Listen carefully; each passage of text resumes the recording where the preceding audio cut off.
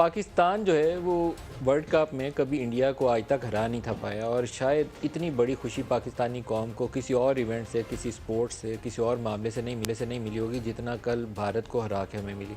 और 10 विकेट की शिकस्त और उसके साथ जो शाहीन ने विकेट्स लीं, मज़ा आ गया उसका। और पाकिस्तानी कौम सारी उसके बाद सेलिब्रेट कर रही है और सेलिब्रेशन बनती भी है, क्योंकि वर्ल्ड कप के अंदर कोई भी कप्तान हो पाकिस्तानी क्रिकेट टीम का, कोई भी खिलाड़ी हो, अल्लाह ताला ने किसी को वो इज़्ज़त नहीं बख्शी जो कल बाबर आजम को और उन 11 खिलाड़ियों को जो कल मैदान में उतरे उनके हिस्से में आई।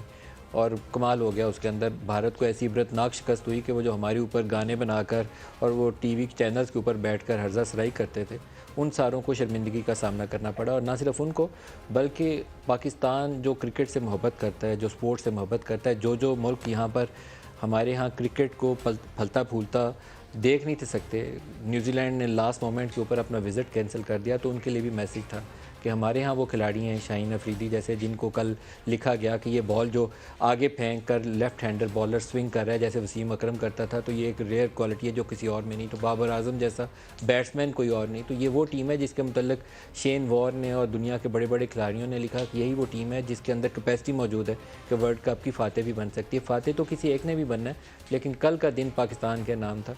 और अल्लाह पाक करे कि ऐसे ही और फतूहात जो है पाकिस्तान को नसीब हो।